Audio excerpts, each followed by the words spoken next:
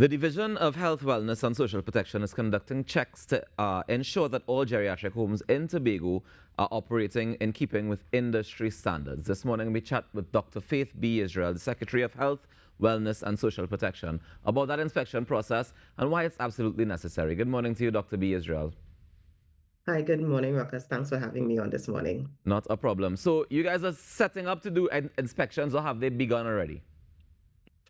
So what has happened is a couple months ago, the Ministry of Health made a decision in collaboration with the Tobago House of Assembly to go about and start inspecting all of these homes for the aged in Trinidad and Tobago. Because we actually have legislation, the Private Hospitals Act, that speaks to these facilities being licensed. Now, this is Trinidad and Tobago. We have a whole set of things on the books in terms of laws, but we don't quite carry them out. So I think this was an effort to ensure that we carry out those functions to ensure that these homes are actually licensed to ensure that they're safe and that when we place our loved ones there, that they are getting the best care possible. So we began those inspections in Tobago. We've gone through, by now I think we've done all of the homes, 7 or 8 of them in Tobago. And that is why we were able to identify some that were amazing. We have some of them that are really, really great, top notch, some that need a little bit of work, and some that we thought we needed to pay special attention to because we were not quite satisfied that everything that needs to happen for the people who've been placed there is actually happening.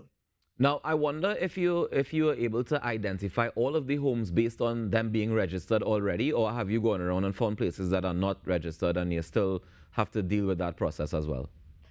Exactly, because we've never really followed the process as outlined by the Private Hospitals Act. We knew where some of the homes were because we know where the homes are. Tobago is a small place. You know that Right. this house there houses people, and we know that some of us have actually placed our parents and grandparents there and so forth within the system. So we do not, they were not all registered. As a matter of fact, as we are going through this process, people are reaching out to us and letting us know that, hey, actually, I have a facility that I have 2 or 3 or 4 people, and I would also like to go through the process to be inspected and registered and licensed and so forth. So they are popping up. We don't have a comprehensive list. So I say, we start with about 7 or 8. By the time we're done with this process, we may have about 10 that we've discovered. So it's an ongoing process. All right, nice. So what are some of the things that we need to see when we look at these homes for inspection? What are some of the things that we need to, like the basic coverage?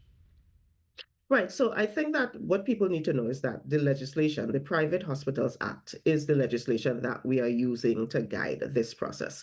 And the Private Hospitals Act, I guess when people hear it, they think it's really for private hospitals, like the West Shores and so forth. But it really also includes a segment for people who have at least 5 individuals who are elderly, who they are taking care of for reward or for money. So if you have a space where you are taking care of at least 5 elderly people for reward or for money, you are also governed by the Private Hospitals Act. And that says several things. There are requirements, for example, in terms of what kind of administrative stuff is supposed to happen, what kind of records are supposed to be kept, that the patients are supposed to be medically checked at least once every 6 months, depending on their situation. Of course, if they have other concerns where they need to go to the hospital or they need to be medically checked more often, then they do that. But at least once every 6 months, they're supposed to keep meticulous records of what is happening, who is there, who comes to visit, who the medical checks that they get, the person's blood sugar and blood pressure and so forth, so that there's a record of those, the people's next of kin and so forth, so that there's a record of all of that sitting within the facility. They should also have very basic public health requirements. Toilet facilities, separate male and female toilet facilities, depending on who is being seen at this facility. The number of facilities to the number of staff members, the room size of the facility to the number of patients that are there. Simple things like that. The fact that they should have, proper running water and stuff like that stuff that we think about when we go to the restaurant, that the restaurant is supposed to have, it's supposed to be clean, it's supposed to have toilet facilities, the sink is supposed to be a certain way, that kind of thing.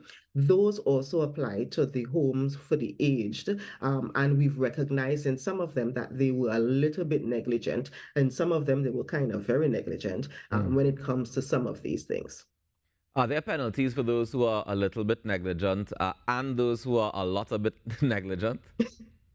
So the way we are doing it now, there are penalties, and I really don't want to stress on the penalties right now, because what we're doing, because we have not actually used the legislation before, or we've not followed it before, none of our facilities are actually licensed. And that is why we're going through the process now. So if we start talking about penalties, it means everybody will be penalized. So we don't want to go down that road. So that's why we actually said to the homes ahead of going in and doing the inspections, we actually contacted them a while before and said, hey, this is what we're doing. This is what the government is doing. We are coming on this particular day. This is what we're looking for. We want to make sure you have your toilets in a proper gear. We want to make sure you have your staff members. We want to make sure that you have your records. This is what we're coming to look for. So when we come in a couple of weeks, you are not surprised. It was not supposed to be a pop-up inspection where we catch them off guard. What we are doing is going through a process to work with them to ensure that they are up to speed. And if they are, that's great. If they are not, we are also actually going to continue working with them to bring them up to speed. So we're not talking about the penalties or anything like that just yet. We are using these couple months to ensure that everybody gets to the point where they can actually get the license in a couple months. Now, we saw a big story break the other day where everybody was talking about being rescued from a senior citizen's home. And I kind of wanted some clarity on it. Is it that these inspections is what led to that? Or is it that that situation led to these inspections? So these inspections led to that. Of course, when you use the word rescue, I mean, I guess media people must do what media people do, which is I use very salacious or exciting language. We just found in a couple of these facilities uh, an environment that was not the best, an environment that was not the safest, an environment that was not conducive to what we consider absolute minimum at this point. So we decided that in that specific case, we needed to act and we needed to move in to ensure that the clients that are there are all safe, are all sound, and are all in the best possible mental and physical health. So that is why we went in. It was a collaborative effort with our social protection people, our medical people, our public health people. We ensure that the police was there just in case there may have been a little bit of hiccup. We needed to protect our my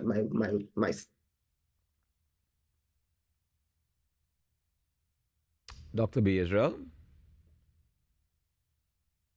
All right, it seems that we're having some technology problems there. Hopefully we can get her back soon.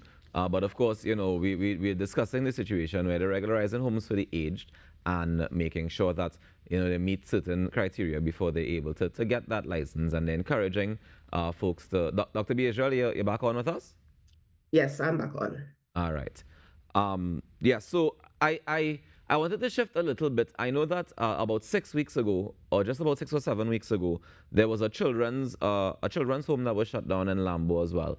Is there any focus being placed during these inspections on those facilities for children? So what we have in Tobago is so there are two different things. The legislation that focuses on the home for the aged is different to the legislation that focuses on children. Right. The fact that home was actually shut down for children, it's because of allegations that came about and a full investigation that was done in collaboration with the Children's Authority and so forth. We are also going through the same process for our homes for children in Tobago. Some of them are actually managed by the Division of Health, Wellness and Social Protection. So we are paying very close attention to how our homes that are managed, how those are run. A few are being run privately. And yes, we are doing those same kinds of inspections to ensure that both categories, the older ones and the younger ones, are actually well taken care of when they are in these facilities. Dr. B. Israel, I'm sure that one of the things that may just happen as a result of these inspections and people having to, up their game, as they say, they will have to make sure the facilities are in a particular order. They may start charging more money for the facilities and stuff like that. Should citizens have a concern about that? Or is that part of the act where it's regularized as well? So the what people charge is not regularized in the act, and that is why individuals really need to take personal responsibility. If you know that you are paying $1,000 or $2,000 a month for your elderly grandmother to be taken care of, and you calculate it really costs, it should cost more. And if the private home owner, if the home owner decides to raise their price, then that is a situation that you have to treat with to see whether it is a fair price. Now, if somebody decides that they want to charge $20,000 and you can't afford it, you can't afford it.